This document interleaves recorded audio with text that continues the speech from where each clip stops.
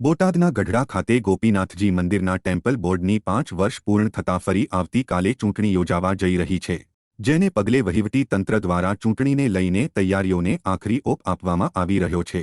ગઢડા ગોપીનાથજી મંદિરમાં ટેમ્પલ બોર્ડની ચૂંટણીને લઈને કાયદો વ્યવસ્થા માટે પોલીસ દ્વારા ચુસ્ત વ્યવસ્થા કરવામાં આવી છે, જેમાં 5 ડીવાયએસપી, 8 પીઆઈ, 14 પીએસઆઈ, 260 પોલીસ અને 200 જેટલા હોમગાર્ડ અને જીઆરડી જવાનો તૈનાત રહેવાના છે। જો કે ગઢડા મંદિરમાં 25,197 મતદારો, સાધુ વિભાગમાં 132, પાર્ષદ વિભાગમાં 73 મતદારોનો સમાવેશ થાય છે।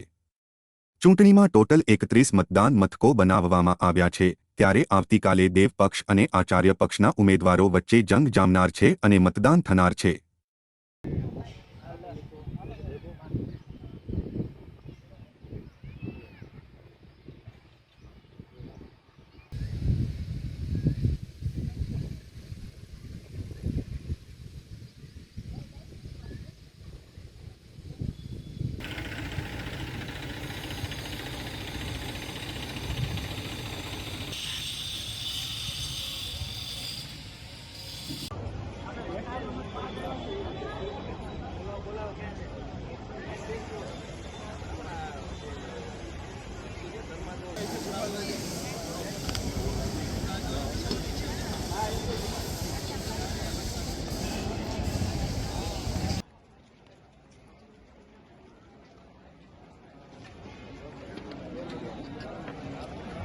ડિસ્પેચિંગ, રિસીવિંગ ને કાઉન્ટિંગ એની માટેનું છે। અને પછી ડિસાઇડિંગ ઓફિસર પ્રિસાઇડિંગ ઓફિસમાં કેવી રીતે નિયોગ કર્યા? માહિતી છે, જો આ માહિતી સર અમે આ બ્રીફિંગ સર થોડું કરી લીધું છે બંદોબસ્તની સેન્સિટિવિટી બાબતેનું। મંદિરમાં કર્મચારીઓ, બહારના જિલ્લામાંથી પધારેલા કર્મચારીઓ, અધિકારીશ્રીઓનું બોટાદ જિલ્લા પોલીસ વતી આપ સર્વેનું હાર્દિક સ્વાગત કરું છું। પોઈન્ટ છે, કોનો ક્યાં પોઈન્ટ છે, કોલ સાઇન શું છે એ ખાસ અત્યારે મેળવી લેવાનું રહેશે। આ બ્રીફિંગ પૂરું થાય એટલે તમામ પોતપોતાની જગ્યાએ હાજર રહેશે। અહીંયા એક પીપીટી રન કરે આજે બંદોબસ્તની જે આપણે પરિચય હું બીજે ગણાત્રા, રિટાયર્ડ ડિસ્ટ્રિક્ટ જજ। છેલ્લે મારું પોસ્ટિંગ હાલોલ થયેલું હતું, ત્યાંથી હું રિટાયર થઈને અત્યારે અમદાવાદમાં છું।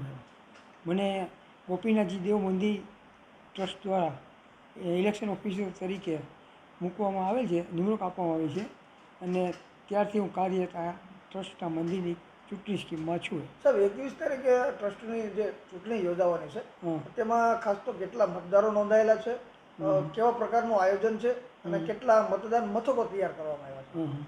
ઓકે, જે ચૂંટણીમાં યોજાવાની છે ચૂંટણીમાં સાધુ, પાર્ષદ, ગૃહ વિભાગના કુલ 12 ઉમેદવારો છે અને ગૃહ વિભાગમાં 25,000 જેટલા મતદારો છે।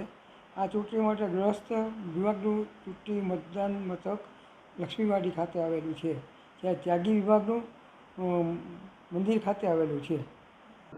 આવતી તારીખ 21ના રોજ બોટાદ જિલ્લાના ગઢડા ગોપીનાથજી દેવ મંદિર ગઢડા ટેમ્પલ બોર્ડની ચૂંટણીનું આયોજન છે, જેમાં ટોટલ 25,197 ગૃહસ્થ વિભાગના મતદારો છે અને ચૂંટણીમાં આચાર્ય પક્ષ અને દેવ પક્ષના મતદારો તથા ઉમેદવારો છે, જેમાં પોલીસ દ્વારા ભૂતકાળમાં ચૂંટણીને ધ્યાનમાં લઈ બનેલા બનાવો તથા હાલની પરિસ્થિતિને ધ્યાનમાં લઈ બોટાદ જિલ્લા પોલીસ દ્વારા કાયદો વ્યવસ્થા સચવાય એ માટે ગઢડા ખાતે 5 ડીવાયએસપી, 8 પીઆઈ, 14 પીએસઆઈ અને 260 પોલીસનો બંદોબસ્ત ગોઠવવામાં આવે છે। તેમજ વધુમાં અમે જીઆરડી તથા હોમગાર્ડના પણ 200 જવાનોનો આ ચૂંટણી બંદોબસ્ત માટે ઉપયોગ કરનાર છે।